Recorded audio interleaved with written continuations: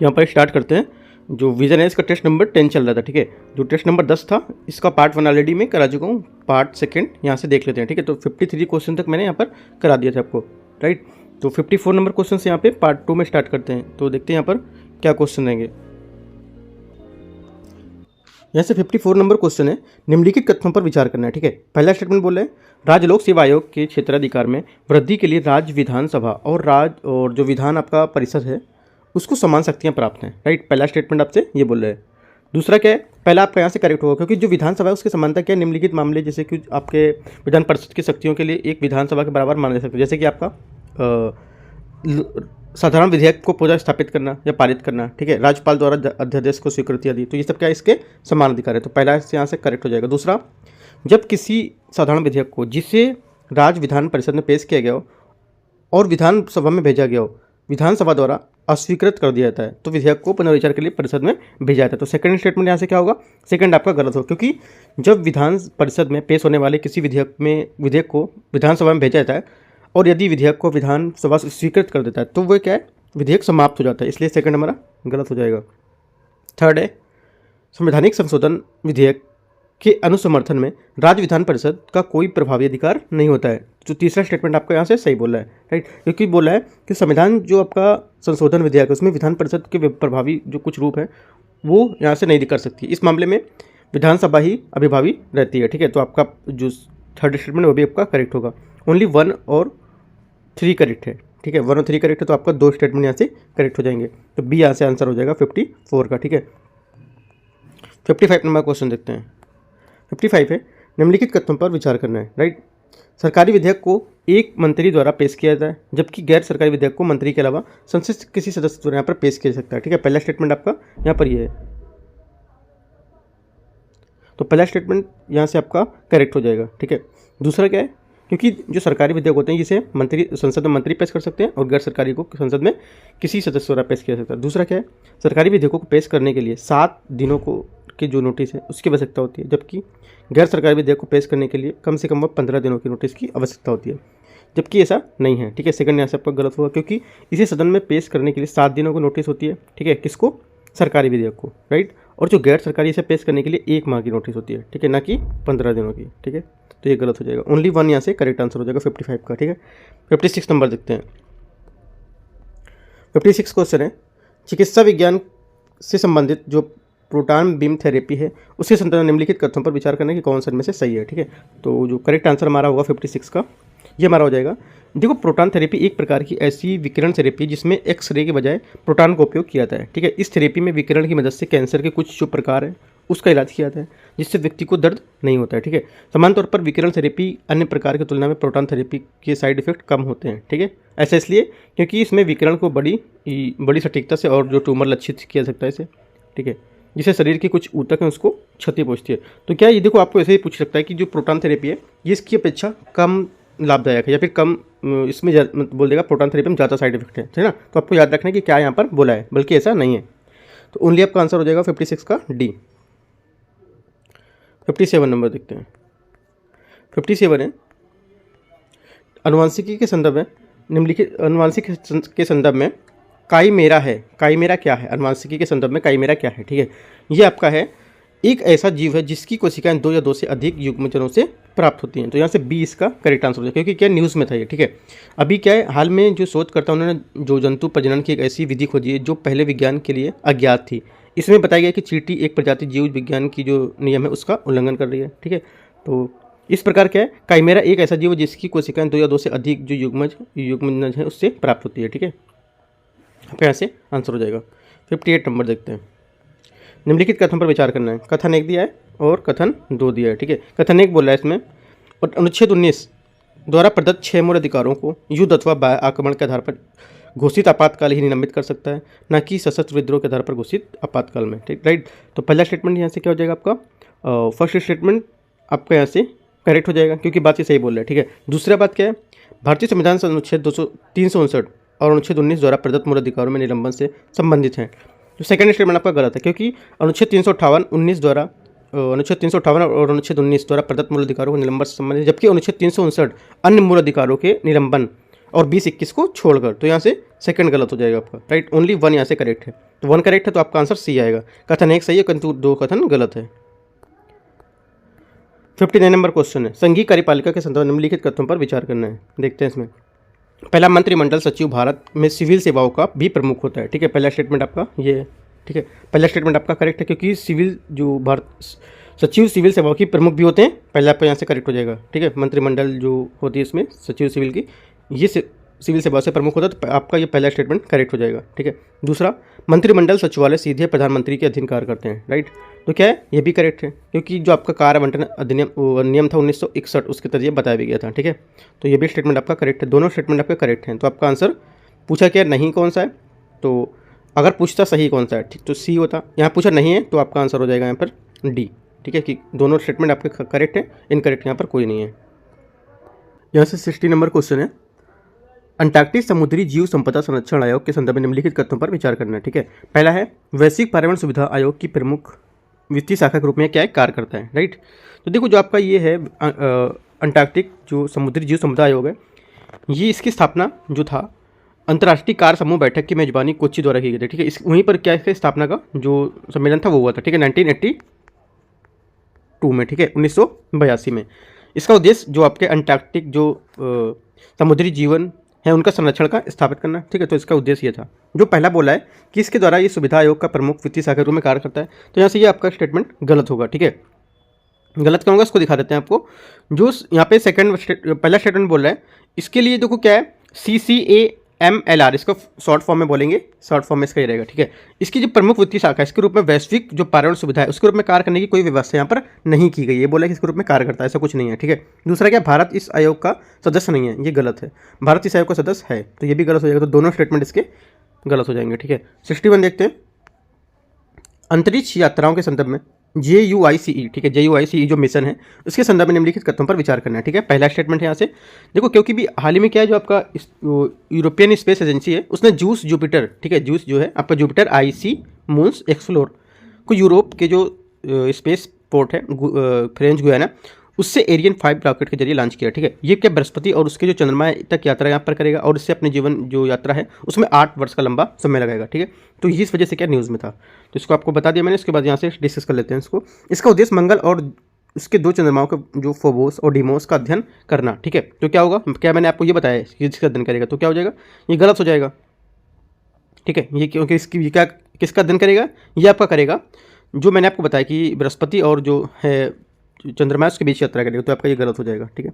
Second, इसे NASA द्वारा launch किया गया, मैंने आपको बताया कौन सा स्पेस एजेंसी है, यूरोपियन स्पेस एजेंसी। तो दोनों स्टेटमेंट गलत हैं, तो डी यहाँ से इसका आंसर हो जाएगा। इसलिए मैंने आपको पूरा एक्सप्लेन कर दिया, उसके बाद आपके साथ को डिस्कस किया क्वेश्चन को, ठीक है। देखो जूस मिशन इसके बारे में थोड़ा सा और जान लेते हैं। इसका उद्देश्य क्या है, ये बृहस्पति महासागर की उपस्थिति के बाद 3 जो बड़े चंद्रमा है उसके विस्तृत का अवलोकन करेगा। ये चंद्रमा के गैनीमेड, कैलिस्टो और यूरोपा, इन चंद्रमाओं के मौसम के जो चुंबकीय क्षेत्र हैं उसमें गुरुत्वाकर्षण खिंचाव या अन्य तत्वों का यहाँ पर निरीक्षण भी करेगा, ठीक है। मिशन की अवधि मैंने आपको बताई दी है, ठीक है। अंतरिक्ष यान क्या है, इसमें रिकॉर्ड 85 वर्ग मीटर सौर पैनल है जिसमें एक बास्केटबॉल कोर्ट के आकार का फैला हुआ है, ठीक है। बस इतना यहाँ से बताना था आपको। 62 नंबर क्वेश्चन रहता है, भारत की संचित निधि के संदर्भ में निम्नलिखित कथनों पर विचार करना। पहला, ये एक ऐसी निधि है जिसमें से सभी प्राप्तियां उधार ली जाती हैं और भुगतान यहाँ पर जमा किए जाते हैं, ठीक है। तो पहला यहाँ पे आपका करेक्ट है क्योंकि भारत का संचित निधि आपका कितना 266 आर्टिकल 266 में, ठीक है। ये एक ऐसी निधि जिसमें सभी प्राप्तियां उधार ली जाती हैं और भुगतान जमा किए जाते हैं, तो पहला आपका करेक्ट हो जाएगा। दूसरा, संसद इस अनुमति तक अप्रत्याशित व्यय को पूरा करना राष्ट्रपति के अधीन होता है, राइट। तो सेकंड स्टेटमेंट आपका गलत हो क्योंकि इस निधि से कोई धन संसदीय विधि है उसके अलावा किसी अन्य विधि से विनियोजित या जारी निकालना जैसा भी यहाँ पर नहीं कर सकते, तो सेकंड गलत हो जाएगा। तो ओनली 1 करेक्ट है आपका। पूछा क्या सही है, तो को आपका 62 का ए यहाँ से आंसर हो जाएगा। 62 नंबर देखते हैं। 62 क्वेश्चन यहाँ से 62 हो गया है, ठीक है। 63 नंबर देखते हैं। 63 हाल ही में सुर्खियों में रहा महाजन आयोग किससे संबंधित है। जो सुर्खियों में महाजन आयोग था ये किससे संबंधित है, ठीक है। तो देखो क्या है, अभी हाल में अभी जो उच्चतम न्यायालय है उसने कर्नाटक के साथ सीमा विवाद को लेकर महाराष्ट्र द्वारा जो दायर की गई याचिका थी उस पर सुनवाई करने का निर्णय लिया, ठीक है। यह मुद्दा राज्य पुनर्गठन अधिनियम 1956 के बाद ज्वलंत मुद्दा बन रहा है, ठीक है। तो इसको डिस्कस कर लेते हैं। तो देखो हमारा जो महाजन आयोग है ये किससे संबंधित है, तो ये आपका आंसर हो जाएगा यहाँ से महाराष्ट्र कर्नाटक के सीमा का विवाद है ये, जैसे आपको मैंने बताया, ठीक है। तो यहाँ से इसका आंसर ए हो जाएगा 63 का। 64 लोकसभा की संरचना, ठीक है। लोकसभा की संरचना के संदर्भ में निम्नलिखित तथ्यों पर विचार करना है। पहला स्टेटमेंट है, प्रत्येक राज्य को कुछ सीटों की आवंटन ऐसी रीति में किया जाता है ऐसी रीति में क्या आता है कि स्थानों की संख्या उन राज्यों की संख्या जनसंख्या के अनुपात में सभी राज्यों के लिए समान हो, ठीक है। तो पहला स्टेटमेंट आपका यहाँ से करेक्ट हो जाएगा, क्योंकि एक बात ये पहला बार करेक्ट बोल रहा है। दूसरा, प्रत्येक राज्य को प्रादेशिक निर्वाचन क्षेत्र में ऐसी रीति विभाजित किया गया है कि प्रत्येक निर्वाचन क्षेत्र की जो जनसंख्या है उसके लिए जो आवंटित स्थान है उसकी संख्या के अनुपात से समस्त राज्य में समान हो। सेकंड स्टेटमेंट भी आपका करेक्ट है, दोनों स्टेटमेंट यहाँ से आपके करेक्ट हैं, तो सी यहाँ से आंसर होगा इसका, ठीक है। 65 नंबर, निम्नलिखित कथनों में से कौन सा अंतर्राष्ट्रीय कराधान में आर्म्स लेंथ जो सिद्धांत है ALP इसका सटीक वर्णन करता है। जो आर्म्स लेंथ आपका लेंथ सिद्धांत है किसको सही वर्णन करता है आपको यह बताना है इन चारों में से, ठीक है। तो हमारा आंसर रहेगा 65 का। तो इस देखो न्यूज़ में क्यों था, क्योंकि हाल ही में क्या है जो उसका उच्चतम न्यायालय सुप्रीम कोर्ट ने अपने एक निर्णय में भारत के जो ट्रांसफर प्राइसिंग है अंतरण मूल्य जो निर्धारण है उससे संबंधित विवाद को हल करने के दृष्टिकोण में बदल दिया था, ठीक है। तो इस वजह से न्यूज़ में था। तो हमारा आंसर यहाँ से हो जाएगा सी। इसके लिए आवश्यक संबंधित पक्षों के बीच लेन देन की कीमत इस प्रकार निर्धारित की जाए जैसे कि वे स्वतंत्र और असंबद्ध जो संस्था है उसके यहाँ पर संचालित किए जा रहे हैं। तो आपका सी करेक्ट आंसर हो जाएगा 65 का, ठीक है। 66 नंबर, निम्नलिखित कथनों पर विचार करना है। कथन 1 और कथन 2 यहाँ पर दिए हुए हैं। पहला कथन बोला है,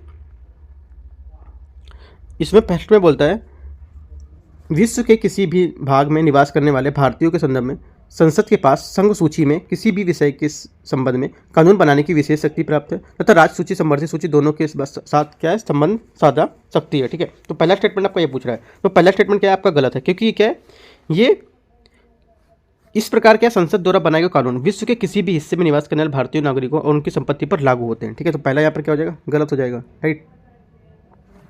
दूसरा स्टेटमेंट यहाँ से संवर्धित सूची के संबंध में संसद द्वारा पहले या बाद में बनाए गए जो कानून है उसमें राज्य विधानसभाओं द्वारा बनाए गए कानून में क्या है अभिभावी होते हैं, ठीक है। तो जो सेकंड स्टेटमेंट है ये आपका यहाँ से सेकंड स्टेटमेंट आपका यहाँ से करेक्ट हो जाएगा, क्योंकि संवर्धित सूची में शामिल विषय के संबंध में संसद द्वारा जो बनाए गए कानून है चाहे वह ऐसे राज्य से विधानमंडल द्वारा बनाए गए हो क्यों ना हो जो पहले बाद में पारित किए गए हों, ठीक है। यह विद्यमान कानून जो अभिभावी होगा तो ये यहाँ पे इसके लिए सेकंड स्टेटमेंट आपका करेक्ट हो जाएगा, पहला गलत है। तो आपके यहाँ से आंसर हो जाएगा 66 का डी यहाँ से आंसर हो जाएगा, पहला गलत है और आपका दूसरा सही है। 67 नंबर, भारतीय संसद के सदस्यों की शपथ के जो प्रतिज्ञान है उसके संदर्भ में आपको विचार करना है। पहला भारतीय संविधान, ठीक है। भारतीय संविधान की तीसरी अनुसूची में देश के राष्ट्रपति के साथ सदस्यों के साथ शपथ का यहाँ पर प्रावधान शामिल है, ठीक है। तो 67 का पहला स्टेटमेंट ऐसा कुछ नहीं है, पहले तो आपका यहाँ से गलत हो जाएगा, पढ़ के ही समझ आ रहे हो क्या है, ठीक है। सेकंड स्टेटमेंट क्या है, क्योंकि राष्ट्रपति की शपथ का प्रावधान कितना है अनुच्छेद 60 में दिया हुआ है, ठीक है, तय किया गया और ये तीसरी अनुसूची का भाग नहीं है, ठीक है। तो पहला गलत हो जाएगा। दूसरा स्टेटमेंट यहाँ से आपका है, एक व्यक्ति को निर्धारित शपथ या प्रतिज्ञा लेने से पहले सदन में सदस्य के रूप में बैठने या मत देने के लिए प्रत्येक दिन में 500 रुपये जुर्माना भरना होता है। सेकंड स्टेटमेंट आपका यहाँ से ये करेक्ट है, क्योंकि निम्नलिखित परिस्थितियों के आधार पर अगर कोई व्यक्ति सदन के सदस्य रूप में बैठता है या मत देता है तो उसे प्रतिदिन 500 रुपये यहाँ पर जुर्माना भरना होता है। किस स्थिति में, निम्न परिस्थिति, मतलब एक पहली आपकी हो जाएगी जब उसे क्या मालूम हो कि किसी संसदीय विधि के तहत उसे संसद में बैठने का मत देने का अधिकार नहीं है तब, ठीक है। सेकंड बात कब, जब वह जानता हो कि वह अर्हता नहीं रखता है या क्वालिफाइड नहीं है किसी सदस्यता या किसी सदस्यता के लिए, ठीक है। ये और ये भी हो सकता है कि निर्धारित शपथ या प्रतिज्ञा लेने से उसे हस्ताक्षर करने से पहले। तो ये सब क्या है कि तीनों बातों को लेकर इसमें आप इसमें 500 रुपये का जुर्माना भर सकता है, ठीक है। तो दोनों स्टेटमेंट, पहला स्टेटमेंट आपका गलत होगा और दूसरा यहाँ से करेक्ट है, ठीक है। तो बी यहाँ से इसका आंसर है 67 का बी। 68 नंबर देखते हैं, जलवायु परिवर्तन के संदर्भ में वैश्विक ग्रीन हाउस गैस निगरानी जो अवसंरचना है GGMI इसको लॉन्च किया गया था किसके द्वारा, ठीक है। तो करेक्ट आंसर यहाँ पर होगा हमारा आंसर। देखो हाल ही में क्या मौसम धरती जो विश्व मौसम संगठन है जो WM है उसके द्वारा वैश्विक ग्रीन हाउस गैस निगरानी और संरचना जो मॉनिटरिंग है उसके द्वारा क्या ये लॉन्च किया गया था, ठीक है। तो मौसम विज्ञान संगठन WMO, ठीक है। तो विश्व मौसम विज्ञान संगठन, ठीक है, विश्व मौसम विज्ञान संगठन आपका बी यहाँ से करेक्ट आंसर हो जाएगा। 69 नंबर, भारत के संदर्भ में निम्नलिखित कथनों पर विचार करना है। नंबर 1, नगर पालिका के सदस्य बनने के लिए अर्हत होने के लिए व्यक्ति को 25 वर्ष की आयु प्राप्त करना अनिवार्य है, मतलब एजुकेशन क्वालिफिकेशन तुम्हारा आपकी कितनी पात्रता रखते हो इस चीज़, ठीक है। 25 वर्ष आयु प्राप्त करना, राइट। पहला स्टेटमेंट आपका यहाँ से ये बोल रहा है, ठीक है। बल्कि पहला आपका गलत हो जाएगा क्योंकि 25 वर्ष में 21 वर्ष होगा वहाँ। दूसरा है नगर पालिकाओं के सभी निर्वाचन जो प्रक्रिया उसको देख रेख निर्देशन में नियंत्रण की शक्ति राज्य के निर्वाचन आयोग में निहित होती है। तो सेकंड स्टेटमेंट आपका करेक्ट है क्योंकि जितनी भी नगर पालिकाओं के जो कराए जाने वाले सभी निर्वाचन है वो नामावली तैयार करना, उन सभी जो निर्वाचन की प्रक्रिया को देख रेख निर्देशन, ये सब भारतीय संविधान के अनुच्छेद 243 243 का के इसमें यहाँ पर ये राज्य निर्वाचन आयोग यहाँ पर निहित होगा इसमें। ठीक है, तो फर्स्ट स्टेटमेंट आपका गलत होगा, दूसरा आपका करेक्ट हो गया। ठीक है, तो ओनली 2 करेक्ट, तो बी यहाँ से आंसर हो जाएगा 69 का। 70 नंबर, निम्नलिखित युग्मों पर विचार करना है। विभाग और कुछ कार्य दिए हैं। ठीक है, आर्थिक विभाग, कार्य विभाग केंद्रीय बजट की तैयारी करना है इसमें बोल रहा है। ठीक है, जो आर्थिक कार्य विभाग होता है ये क्या होता है, ये सरकार की एक नोडल एजेंसी होती है। ये एजेंसी घरेलू अंतर्राष्ट्रीय जो आर्थिक प्रबंधन है पहलू उसको प्रभावित करता है। ठीक है, केंद्रीय बजट तैयार करना और उसे संसद के समक्ष प्रस्तुत करना, तो ये करेक्ट हो जाएगा। व्यय विभाग क्या होता है, व्यय विभाग आपका आता है ये केंद्र सरकार की सार्वजनिक वित्तीय जो प्रबंधन प्रणाली उसका निगरानी करता है। ठीक है, साथ में वित्त से जुड़े कुछ मामले का विभाग भी है ये, राइट। ये वित्त आयोग के जो केंद्रीय वेतन आयोग है उसकी अनुशंसा के रूप में कार्य करता है, तो ये भी करेक्ट है। तीसरा, राजस्व विभाग क्या होता है, राजस्व विभाग आपका होता है ये विभाग प्रत्यक्ष और अप्रत्यक्ष केंद्रीय कर से संबंधित है। ठीक है, मामले जो होते हैं इसके संबंध में अधीनस्थ जो 2 सांविधिक बोर्ड हैं, केंद्रीय प्रत्यक्ष बोर्ड जिसको सीबीडीटी बोलते हैं और केंद्रीय पासीमा शुल्क उसको, ठीक है, उसके माध्यम से क्या नियंत्रित करता है, राइट। और ये क्या है, ये जो अफीम उत्पादन है तो इसके भी आपका करेक्ट हो जाएगा, तीसरा भी। चौथा, वित्तीय सेवा विभाग, ये क्या है, वित्तीय सेवा विभाग आपका होता है ये प्रमुख रूप से सार्वजनिक क्षेत्र के बैंकों, वित्तीय संगठन, सेवाएं, ठीक है, ये नीतिगत मुद्दे उसके लिए क्या उत्तरदायी होता है, ठीक है। वित्तीय समावेशन को बढ़ावा देना, ये सब इसके अंतर्गत ही कार्य करता है। तो चारों स्टेटमेंट आपके यहाँ से करेक्ट हैं, तो डी इसका आंसर हो जाएगा सभी चार। 71 नंबर देखते हैं। 71 क्वेश्चन है, केंद्र सरकार में राज्य मंत्री, ठीक है, केंद्र सरकार में राज्य मंत्री क्या होता है, जो केंद्र सरकार में राज्य मंत्री क्या होते हैं आपको स्टेटमेंट पढ़ के बताना है। ठीक है, तो देखते हैं इसमें। देखो पहला स्टेटमेंट यहाँ पे है, एक कैबिनेट, जो केंद्र सरकार में राज्य मंत्री क्या होता है, कैबिनेट मंत्री होता है, ऐसा नहीं है, गलत है। ठीक है, पहले स्टेटमेंट का गलत है क्योंकि राज्य मंत्रियों को मंत्रालय विभागों का एक स्वतंत्र प्रभार दिया था अथवा उन्हें कैबिनेट मंत्री या सहयोगी मंत्री के रूप में बनाया सकता है। ठीक है, ऐसा कुछ यहाँ पर नहीं था। दूसरा, केंद्रीय मंत्रिपरिषद का सदस्य होता है। सेकेंड में क्या बोला, केंद्रीय मंत्रिपरिषद का सदस्य होता है। तो देखो मंत्रिपरिषद में मंत्रियों की 3 श्रेणी होती हैं, अर्थात कैबिनेट मंत्री, राज्य मंत्री और उप मंत्री। तो यहाँ पर ये आपका करेक्ट हो जाएगा, मंत्रिपरिषद होगा। प्रधानमंत्री द्वारा नियुक्त किया जाता है, थर्ड स्टेटमेंट आपका यहाँ पर गलत हो जाएगा क्योंकि राज्य मंत्री केंद्रीय मंत्रिपरिषद के सदस्य होते हैं और उन्हें प्रधानमंत्री की सिफारिश पर राष्ट्रपति के द्वारा नियुक्त किया जाता है। आप देखते होंगे अगर जो प्राइम मिनिस्टर शपथ लेगा तो राष्ट्रपति वहाँ पे आपको अगर जिसका नाम बताएंगे तो उस नाम से ही आपको शपथ दिलाएगा उसको, ठीक है, ना कि प्रधानमंत्री। तो ये भी आपका गलत हो जाएगा। ओनली 2 करेक्ट है, केवल एक स्टेटमेंट यहाँ पे आपका करेक्ट है 71 में। 72, राष्ट्रीय राजधानी क्षेत्र दिल्ली NCT के, ठीक है, के संदर्भ में निम्नलिखित तथ्यों पर विचार करना है, राइट।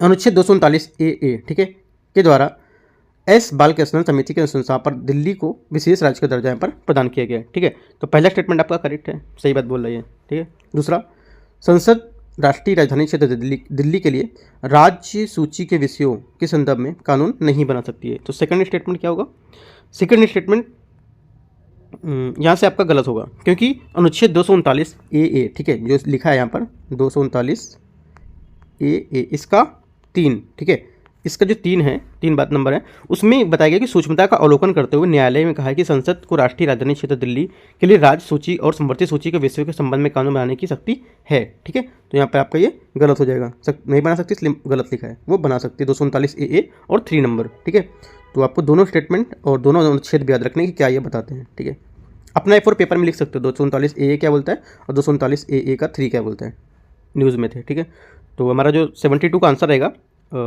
आंसर आपका ए यहाँ पे करेक्ट होगा, केवल एक स्टेटमेंट करेक्ट है। 73, निम्नलिखित में से कौन से देश कोलंबो सुरक्षा जो कॉन्क्लेव उसके सदस्य हैं। ठीक है, तो देखते हैं इसको 73 को। पहला स्टेटमेंट यहाँ से श्रीलंका, भारत, सेशेल्स, तो कूट के प्रयोग करके आपको बताना कौन से देश इसमें कॉन्क्लेव में सदस्य हैं। तो देखो जो श्रीलंका है, ठीक है, ये आपका करेक्ट होगा, भारत भी करेक्ट होगा, जो सेशेल्स है, ठीक है, सेशेल्स यहाँ पर नहीं होगा क्योंकि CSC जो है इसका गठन 2011, ठीक है, 2011 में भारत, श्रीलंका और मालदीव त्रिपक्षीय समुद्री जो सुरक्षा समूह था उसमें पेश किया गया था। मालदीव है ना कि आपका सेशेल्स है, तो ये गलत हो जाएगा, राइट। बाद में क्या है, मॉरिशस चौथे सदस्य के रूप में शामिल हुआ और बांग्लादेश सेशेल्स ने पर्यवेक्षक देशों के रूप में भाग लिया है, ना कि इसके सदस्य हैं, तो आपको याद रखना है। ठीक है, 1-2 करेक्ट है, बी इसका आंसर हो जाएगा। 74 है भारत में शत्रु संपत्ति, ठीक है, शत्रु संपत्ति के संदर्भ में निम्नलिखित कथनों पर विचार करना है। पहला, गृह मंत्रालय शत्रु संपत्ति के समग्र प्रबंधन और संरक्षण के लिए क्या है, उत्तरदायी है, ठीक है। तो पहला स्टेटमेंट आपको यहाँ से फर्स्ट स्टेटमेंट आपका यहाँ से गलत होगा, क्योंकि शत्रु संपत्ति अधिनियम के अनुसार भारत के लिए जो शत्रु संपत्ति अभिरक्षक है उसमें भारत के शत्रु संपत्ति प्रबंधन और संरक्षण अधिकार यहाँ पर दिया गया है, ठीक है। तो ये आपका सही होगा, मतलब गलत होगा ये, ठीक है, ये स्टेटमेंट गलत हो जाएगा। अगला है, इसी सरकार द्वारा राष्ट्रीय मुद्रीकरण पाइपलाइन के तहत मुद्रीकृत किया गया है, ठीक है। सेकंड स्टेटमेंट यहाँ से आपका गलत हो जाएगा, क्योंकि सरकार ने क्या है, देखो सरकार ने अब तक 12,611 अचल शत्रु संपत्ति से किसी भी मुद्रीकरण यहाँ पर किसी का मुद्रीकरण नहीं किया है, तो ये भी स्टेटमेंट आपका गलत हो जाएगा, ठीक है। जो पहला स्टेटमेंट था इसको मैं एक बार और बता देता हूँ। इसमें बोला था गृह मंत्रालय शत्रु संपत्ति के समग्र प्रबंधन संरक्षण के लिए उत्तरदायी है, तो यहाँ पर क्या होगा, शत्रु संबंधी जो अधिनियम है इसके अनुसार भारत के लिए होगा, न कि गृह मंत्रालय के द्वारा, तो इसलिए गलत होगा, ठीक है। तो दोनों स्टेटमेंट गलत हैं, तो हमारा आंसर क्या हो जाएगा 74 का डी यहाँ से आंसर हो जाएगा, ना तो 1 और ना ही 2, ठीक है, डी।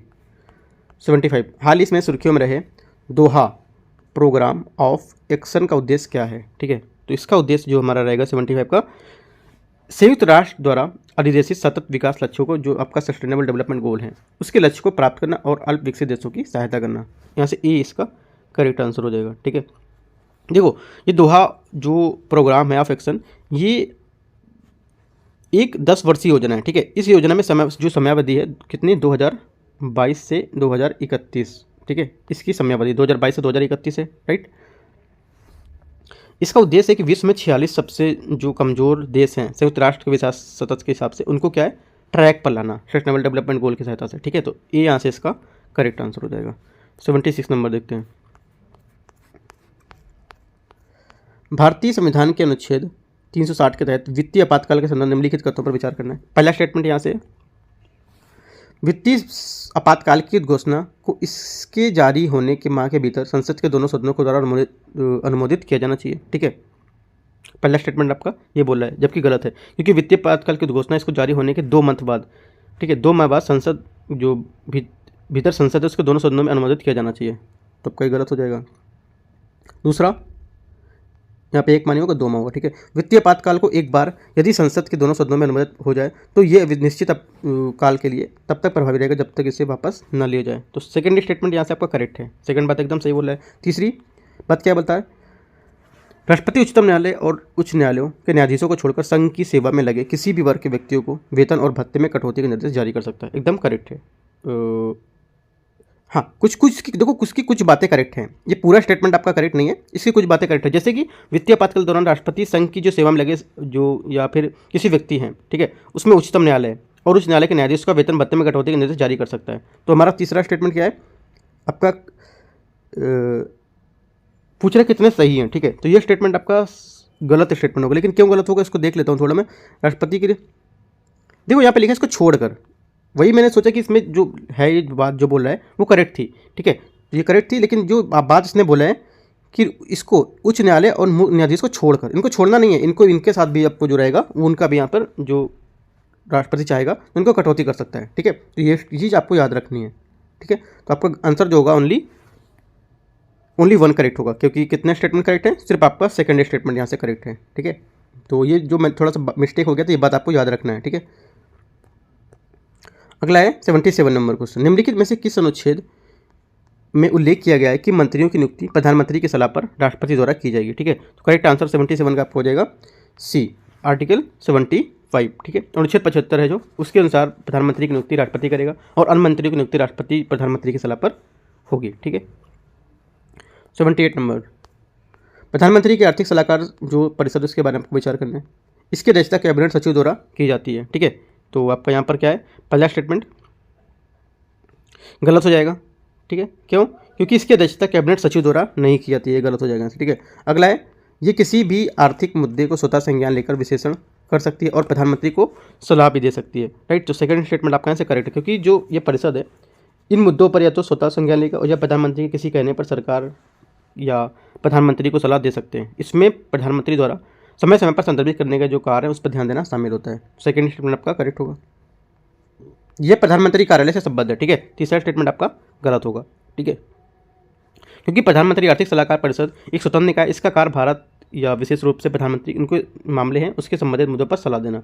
ये प्रधानमंत्री कार्यालय से संबद्ध निकाय नहीं है, तो ये भी गलत हो जाएगा। तो ओनली बी करेक्ट है, तो एक स्टेटमेंट यहाँ से भी करेक्ट है। 78 का ए आंसर हो जाएगा। 79 नंबर है केंद्र द्वारा उद्ग्रहित, ठीक है, केंद्र द्वारा उद्ग्रहित राज्यों द्वारा संग्रहित और विनियोजित किए जाने वाले जो शुल्क हैं उसके संदर्भ में आपको क्या है, कथनों पर विचार करना है। ठीक है, तो इसको देखते हैं। यहाँ से पहला स्टेटमेंट है, ऐसे शुल्क भारत सरकार द्वारा संग्रहित किए जाते हैं तथा उन्हें किसी भी केंद्र शासित प्रदेश में लागू किया जा सकता है। राइट, पहला स्टेटमेंट आपका यहाँ से ये बोल रहा है, तो पहला स्टेटमेंट आपका यहाँ से करेक्ट हो जाएगा। ठीक है, पहला करेक्ट हो जाएगा। देखो, केंद्र द्वारा उद्ग्रहित है लेकिन राज्यों द्वारा संग्रहित है, ये विनियोजित किए जाने वाले जो कर हैं ये अनुच्छेद 268 में बताया भी गया है ना। दूसरा है, किसी भी राज्य के भीतर उद्ग्रहित किए गए ऐसे शुल्क से प्राप्त आय भारत की संचित निधि का हिस्सा नहीं होता है, तो ये भी स्टेटमेंट आपका करेक्ट है, क्योंकि किसी भी राज्य के भीतर जो लगने वाले शुल्क हैं उसकी प्राप्तियां भारत की संचित निधि का हिस्सा नहीं होती हैं। हालांकि ये प्राप्तियां संबंधित राज्य को सौंपी जाती हैं, अर्थात ये संबंधित राज्य सरकार या संचित निधि का हिस्सा होती हैं। ठीक है, तो दोनों स्टेटमेंट करेक्ट है, सी यहाँ से इसका आंसर हो जाएगा 79 का। 80 नंबर क्वेश्चन देखते हैं। 80 नंबर क्वेश्चन, भारत में निम्नलिखित में से किस संवैधानिक संशोधन द्वारा अनुच्छेद 352 के तहत आपातकाल की घोषणा के आधार पर में से एक रूप में मूल पद जो आंतरिक अशांति इसको सशस्त्र विद्रोह के पद को प्रतिस्थापित किया गया था? ठीक है, तो कौन सा संविधान संशोधन था, तो आपको ये बताना है। तो करेक्ट आंसर हमारा जो 80 रहेगा इसका डी, 44वां संविधान संशोधन। ठीक है, 44वां संविधान संशोधन 1978, ठीक है, 1978, इसके द्वारा मूल पद जो आंतरिक अशांति उसको सशस्त्र विद्रोह के पद को प्रतिस्थापित किया गया था। राइट, इसके कुछ प्रावधान थे जैसे मौर्य अधिकार, ठीक है, जीवन का अधिकार, जो आपके प्रीवी पर्स का उन्मूलन, ठीक है, दल विरोधी कानून, ये सब क्या है इसके 44वें संविधान संशोधन किए थे। राइट, तो हमारा डी यहाँ से करेक्ट आंसर हो जाएगा। 81 नंबर, मुख्यमंत्री के पद के संदर्भ में निम्नलिखित कथनों पर विचार करना है। पहला, मुख्यमंत्री का कार्यकाल संविधान द्वारा निर्धारित नहीं किया गया है। ठीक है, पहला स्टेटमेंट आपका यहाँ से करेक्ट हो जाएगा, क्योंकि मुख्यमंत्री का कार्यकाल यहाँ पर निश्चित नहीं होता है। ठीक है, तथा वह राज्यपाल के प्रसाद पर्यंत पद धारण करता है, तो ये आपका करेक्ट हो जाएगा पहला। ठीक है, पहला आपका स्टेटमेंट करेक्ट है। दूसरा, मुख्यमंत्री के वेतन एवं भत्ते राज्यपाल द्वारा निर्धारित किए जाते हैं। राइट, सेकंड स्टेटमेंट आपका क्या है, गलत हो जाएगा। मुख्यमंत्री के वेतन भत्ते निर्धारित करना विधानसभा जो राज्य विधानमंडल है उसके द्वारा किया जाता है, ना कि राज्य के राज्यपाल के द्वारा, तो आपका ये गलत हो जाएगा। तीसरा, मुख्यमंत्री अपना पद ग्रहण करने समय भारत की संप्रभुता और अखंडता को बनाए रखने की यहाँ पर शपथ लेता है, तो तीसरा स्टेटमेंट यहाँ से आपका करेक्ट हो जाएगा, तीसरा सही है। ठीक है, चौथा, वह राज्य लोक सेवा आयोग के सदस्यों को पद से हटाने जाने के संबंध में राज्यपाल को सलाह दे सकता है, ऐसा नहीं है, गलत है। ठीक है, देखो ये क्या है, वह राज्य लोक सेवा आयोग के सदस्यों को राष्ट्रपति द्वारा ही पद से हटा सकता है, उसमें मुख्यमंत्री कुछ नहीं कर सकता है। ठीक है, तो एक और आपका 3 सही है, तो 2 स्टेटमेंट ऐसे करेक्ट है, तो बी आपका आंसर हो जाएगा। 82 नंबर देखते हैं। 82 है, निम्नलिखित कथनों पर विचार करना है। पहला कथन है और दूसरा कथन है। पहला कथन, अरुणाचल प्रदेश राज्य में अनुसूचित जाति के लिए पंचायतों सीट का जो आरक्षण है सदस्यों और अध्यक्षों के लिए लागू नहीं है। ठीक है, पहला स्टेटमेंट यहाँ से आपका फर्स्ट स्टेटमेंट आपका यहाँ से करेक्ट है। ठीक है, पहला स्टेटमेंट आपका यहाँ से करेक्ट है, जो पहली बात बोला है वो सही है। दूसरा देखते हैं, दूसरा है 83वें संविधान संशोधन अधिनियम 2000 के द्वारा अनुच्छेद 243 में यह संशोधन किया गया कि अरुणाचल प्रदेश में पूर्णतः देशज जनजाति के लोग रहते हैं और यहाँ अनुसूचित जाति के लोग नहीं रहते हैं। ठीक है, तो दूसरा स्टेटमेंट भी आपका करेक्ट है। ठीक है, तो क्या है, इसकी व्याख्या भी कर रहा है, क्योंकि देखो ये अरुणाचल प्रदेश की बात कर रहा है, अनुसूचित जाति की बात कर रहा है, और यहाँ पर भी क्या है उसके लेकर ही अनुसूचित जाति के लिए बात कर रहा है कि कितने लोग यहाँ पर हैं, कितने लोग नहीं रहते हैं, तो इसकी बात यहाँ पर मैच भी कर रही है। ठीक है, तो दोनों बातें यहाँ पर क्या है, करेक्ट है। ठीक है, हमारे यहाँ से क्या होगा, ए आंसर करेक्ट हो जाएगा, दोनों बातें करेक्ट है। 83 नंबर देखते हैं। प्रश्नकाल के संदर्भ में निम्नलिखित कथनों पर विचार करना। पहला, यह प्रक्रिया नियमों में उल्लिखित एक भारतीय नवाचार है। ठीक है, पहला स्टेटमेंट आपका यहाँ से ये हो जाएगा। दूसरा स्टेटमेंट क्या है, पहला आपका स्टेटमेंट यहाँ से गलत होगा। ठीक है, क्योंकि यह प्रक्रिया नियमों के जो उल्लिखित है एक भारतीय नवाचार है, क्योंकि ये प्रश्नकाल एक भारतीय नवाचार नहीं है, ये यूनाइटेड किंगडम, कनाडा, ऑस्ट्रेलिया जैसे जो कई अन्य देश हैं उनकी संसदीय प्रणालियों का प्रचलित आम प्रथा है, ये गलत हो जाएगा। दूसरा, ये शून्यकाल के तुरंत बाद प्रारंभ होता है और दिन के निर्धारित होने तक एजेंडे तक जारी रहता है। ठीक है, तो सेकंड स्टेटमेंट यहाँ से आपका सेकंड स्टेटमेंट यहाँ से आपका हो जाएगा, सेकंड यहाँ से करेक्ट हो जाएगा आपका। ठीक है, सेकंड स्टेटमेंट क्या है यहाँ से करेक्ट है। तीसरा स्टेटमेंट देखते हैं, तारांकित अतारांकित जो अल्प सूचना प्रश्न हैं तथा जो सरकारी सदस्यों से पूछे जाने प्रश्नों की संख्या या सूची क्रमशः सफ़ेद, हरे, पीले, हल्के रंग, गुलाबी रंग के मुद्रित किया जाती है। तो तीसरा स्टेटमेंट आपका गलत हो जाएगा। ठीक है, तीसरा गलत है, क्योंकि तारांकित अतारांकित जो अल्प सूचना पत्र हैं वो गैर सरकारी सदस्यों से पूछे जाने वाले प्रश्नों की सूची में दूसरे अलग दर्शाने के लिए हरे, सफ़ेद, हल्के गुलाबी और पीले रंग से मुद्रित किया था। ठीक है, तो यहाँ पर यस होगा, ना कि इतना बताया था। तो 1 और 3 आपके गलत हैं। ठीक है, पहला और तीसरा आपका गलत है। पूछा कौन सा सही नहीं है, पहला और तीसरा। ठीक है, 2 स्टेटमेंट आपके यहाँ पर सही नहीं है, तो आपका यहाँ से आंसर हो जाएगा 83 का। 83 का यहाँ पे बी आंसर हो जाएगा आपका। ठीक है, केवल जो 2 स्टेटमेंट आपके ये खत्म हो जाएंगे। जो सेकंड स्टेटमेंट है यहाँ पे, इसमें सेकंड स्टेटमेंट बोल रहा है करेक्ट है, लेकिन ये स्टेटमेंट करेक्ट नहीं होगा।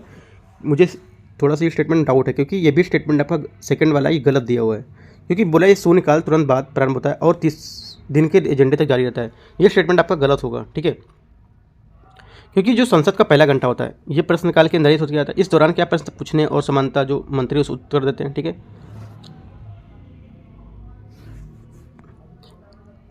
देखो ये क्वेश्चन आप स्टेटमेंट है सेकंड वाला आप एक बार देख लेंगे। ठीक है, क्योंकि शून्यकाल जो होता है ना आपके तुरंत बाद, जो शून्यकाल के तुरंत बाद और दिन का एजेंडा ये क्या होता है, जारी रहता है। लेकिन दूसरी इसमें बोल सकते हैं कि दूसरे शब्दों में इसको बोल सकते हैं कि प्रश्नकाल के एजेंडे अथवा नियमित कामकाज के मध्य जो शून्यकाल है उसको कहते हैं। राइट, ये शुरू होने तक जारी रहता है, ना कि ये इसका पूरे दिन के एजेंडे को। राइट, वैसे ही स्टेटमेंट दूसरा भी गलत होगा। इसका आंसर होना चाहिए सभी तीनों। ठीक है, तीनों स्टेटमेंट इसके गलत होंगे।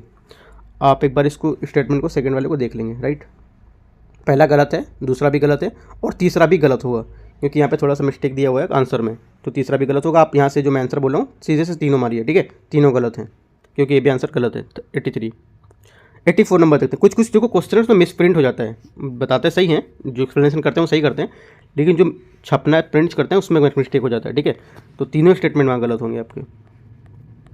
84 नंबर, पंचायत उपबंध अनुसूचित क्षेत्रों के विस्तार अधिनियम 1986 के संदर्भ में आपको विचार करना है। 1996 पहला है, यह भारतीय संविधान के भाग 9 को 6ठी अनुसूची तक विस्तारित करता है। ठीक है, पहला स्टेटमेंट आपका यहाँ पर ये, तो पहला स्टेटमेंट यहाँ से आपका गलत हो जाएगा, क्योंकि ये क्या है, ये पेशा अधिनियम जो है इसको संविधान के भीतर जो है भीतरी संविधान कहते हैं, क्योंकि ये क्या है संविधान के भाग 9।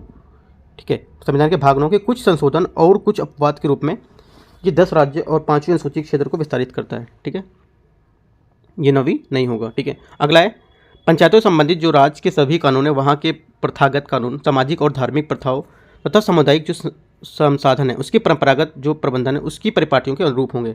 सेकंड स्टेटमेंट यहाँ आपका सेकंड, चलो अभी देख लेते हैं। तीसरा देखते हैं, राज्य के राज्यपाल का यह कर्तव्य कि वह लोगों की परंपराओं और प्रथाओं को उसकी सांस्कृतिक पहचान की सुरक्षा का संरक्षण करता है। तो तीसरा स्टेटमेंट आपका गलत है, क्योंकि प्रत्येक ग्राम सभा अपने लोगों की परंपराओं प्रथा, ग्राम सभा को ना कि राज्यपाल इसको बताएगा। ठीक है, ग्राम सभा जो होगा अपने लोगों की परंपराओं, प्रथा और उनकी सांस्कृतिक पहचान, सामुदायिक संसाधन, ठीक है, उनके विवाद की जो सुरक्षा है वो संरक्षण करेगा। राइट, तो तीसरा गलत है और आपका पहला गलत है। जो सेकंड स्टेटमेंट है ये आपका करेक्ट होगा, क्योंकि पंचायत से जो संबंधित राज्य के सभी कानून हैं वहाँ प्रथागत कानून जो सामाजिक धार्मिक प्रथाएं हैं उसके सामुदायिक संसाधन की परंपरागत जो परिपाटी हैं उसके अनुरूप होंगे। तो ये करेक्ट हो जाएगा। ओनली 2 करेक्ट है, तो सिर्फ एक स्टेटमेंट यहाँ से आपका करेक्ट होगा। तो 84 का आपका आंसर हो जाएगा, यहाँ पर दिया हुआ केवल 2। ठीक है, बी यहाँ से आंसर होगा, केवल 2। 85, राज्य के महाधिवक्ता के निम्नलिखित कथनों पर विचार करना है। पहला है, संविधान में राज्य के महाधिवक्ता को हटाने की प्रक्रिया आधारों पर उपबंधित यहाँ पर नहीं किया गया है। ठीक है, पहला स्टेटमेंट आपका ये, तो पहला आपका करेक्ट भी है। दूसरा, 10 वर्ष तक न्यायिक पद धारण करने वाला एक भारतीय नागरिक राज्य के महाधिवक्ता की नियुक्ति के लिए पात्र होता है। ठीक है, तो सेकंड स्टेटमेंट यहाँ से आपका ये भी सही है, दोनों बातें सही बोल रहे हैं। तीसरा स्टेटमेंट, महाधिवक्ता का पारिश्रमिक राज्यपाल द्वारा निर्धारित किया जाता है। तीसरा स्टेटमेंट आपका करेक्ट है, क्योंकि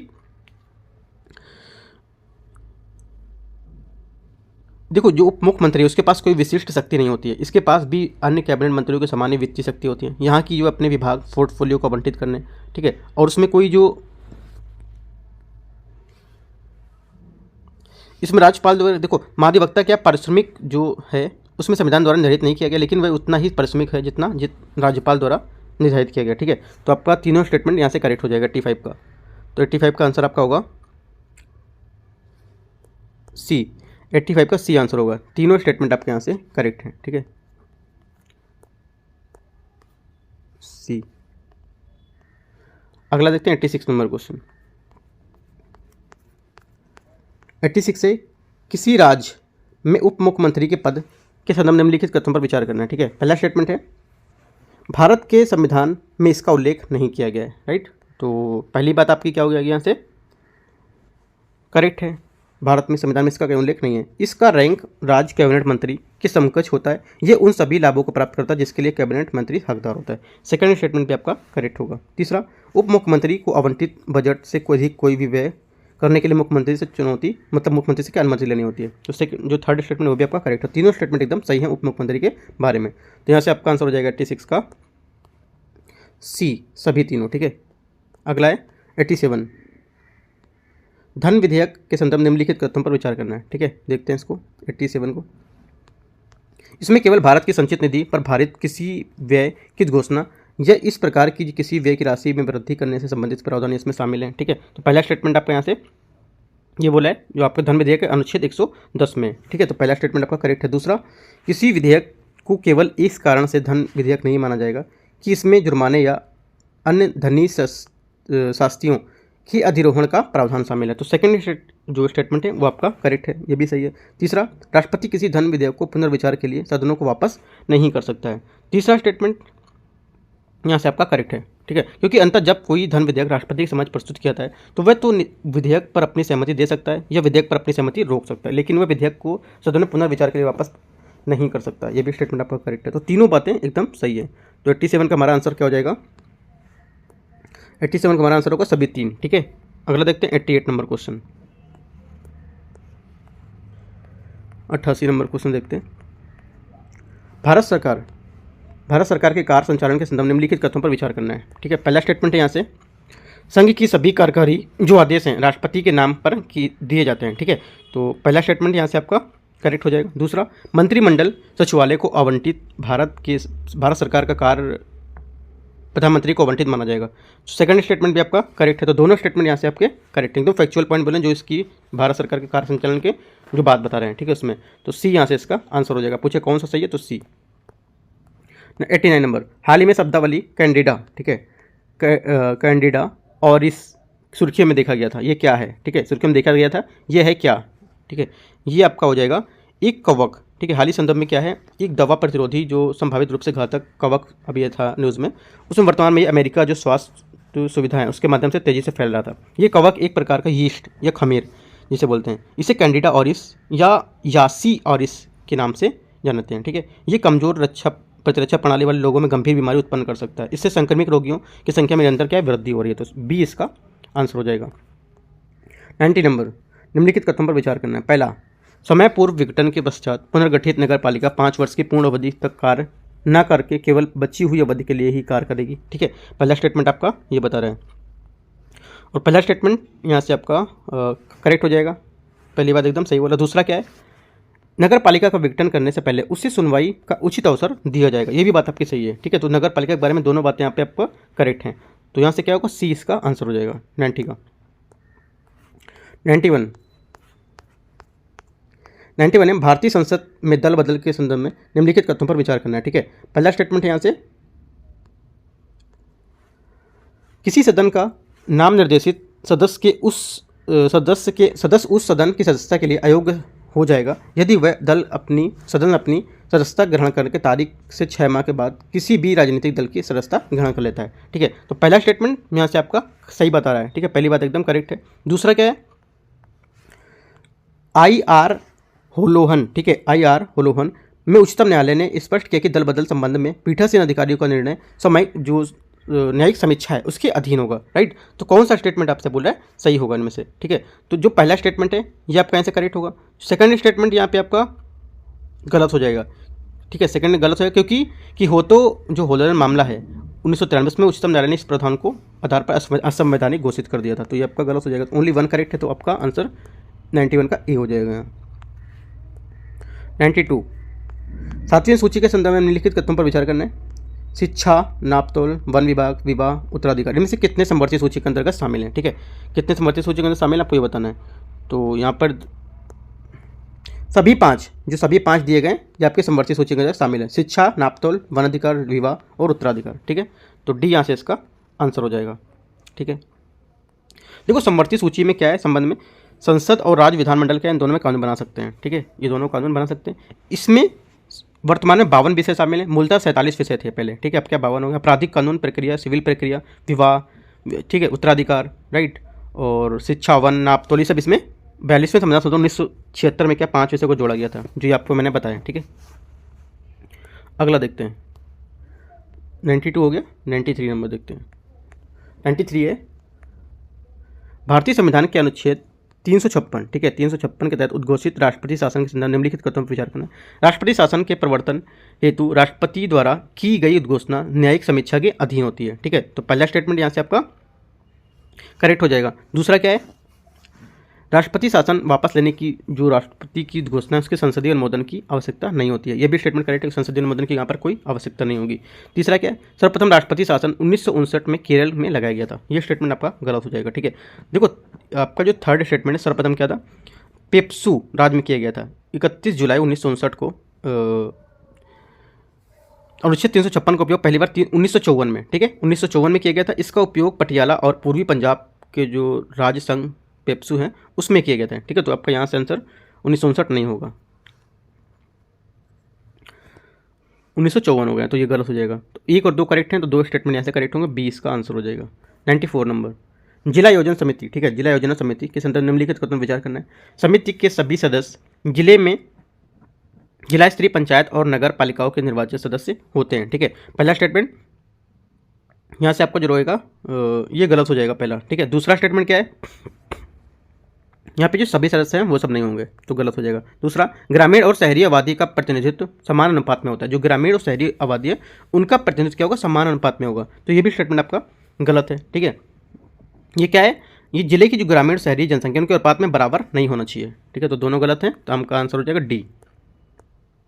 95 नंबर, निम्नलिखित कथनों पर विचार करना है। नीति आयोग, राष्ट्रीय विकास परिषद, राष्ट्रीय एकता परिषद, अंतर्राज्यीय परिषद, राष्ट्रीय जल संसाधन परिषद, इनमें से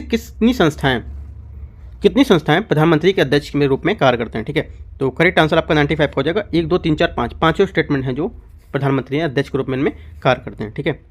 नीति आयोग, राष्ट्रीय विकास परिषद, राष्ट्रीय एकता परिषद, अंतर्राज्यीय परिषद और आपका जल संसाधन परिषद, ये सभी क्या है, प्रधानमंत्री अध्यक्षता करते हैं इनकी। 96 नंबर क्वेश्चन है, निम्नलिखित युग्मों पर विचार करना है। किस राज्य जिसके संबंध में विशेष प्रावधान है, अनुच्छेद दिए गए, ठीक है। देखते हैं इसको।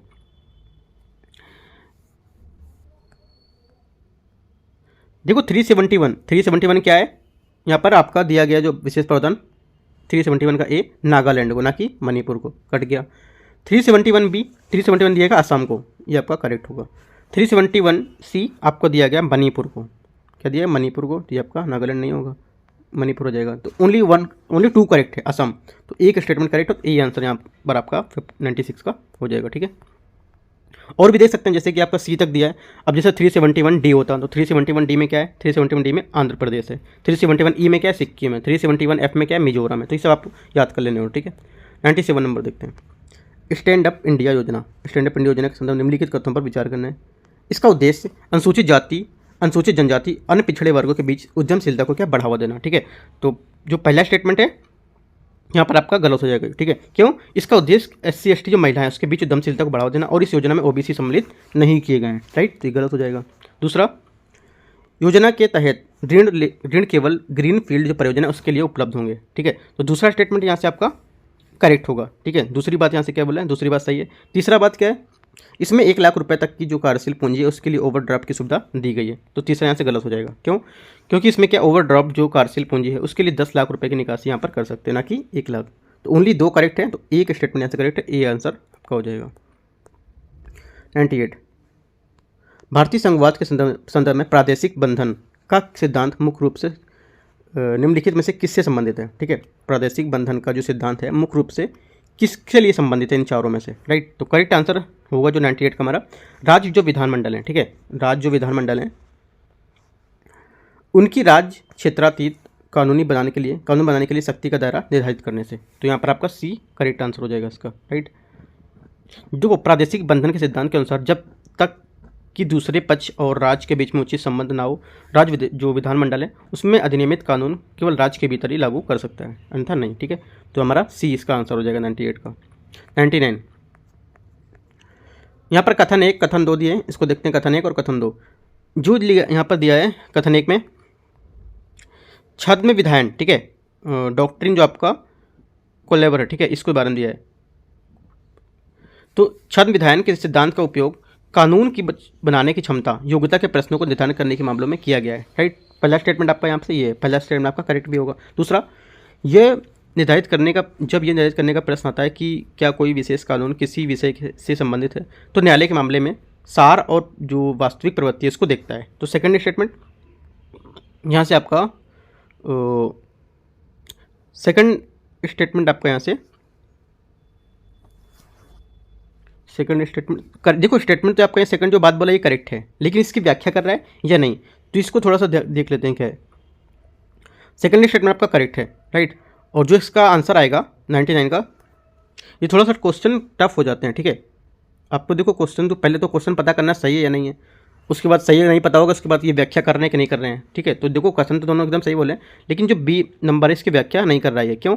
क्योंकि ये छद्म विधायन के सिद्धांत की बात कर रहा है, उसमें ये निर्धारित करने का प्रश्न आता है कि वह कानूनी, इससे कुछ यहाँ पर इसमें नहीं बताया गया कानून के रूप में विशेष विषय संबंधित है, ऐसा कुछ यहाँ पर नहीं बोला गया है। तो सिर्फ बात दोनों सही है, लेकिन इसकी व्याख्या नहीं कर रहा है। तो 99 का हमारा आंसर हो जाएगा बी, ठीक है।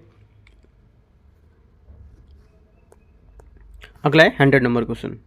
केंद्र और राज्य सरकारों के बीच कार्यों के जो प्रत्यायोजन है संदर्भ में, उसके बदखंड में आपको विचार करना है।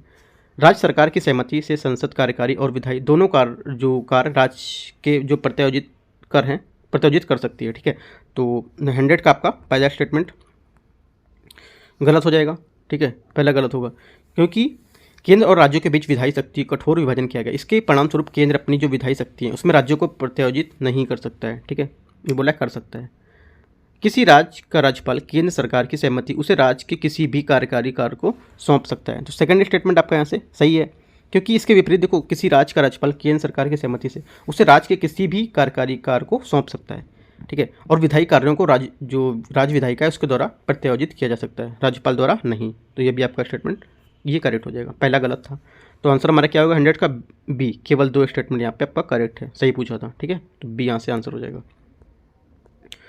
यहाँ से जो देखो 10 नंबर जो पेपर था वो मैंने आपको पूरा डिस्कस कर दिया, ठीक है, कि क्या यहाँ पर जितने क्वेश्चन थे पार्ट 1 पार्ट 2 में। अगला पेपर रहेगा 11 नंबर पेपर, वो भी जल्दी यहाँ पर लेकर आएंगे, ठीक है। कोई डाउट रहता है आप तो नीचे कमेंट में पूछ सकते हैं। All the best, thank you.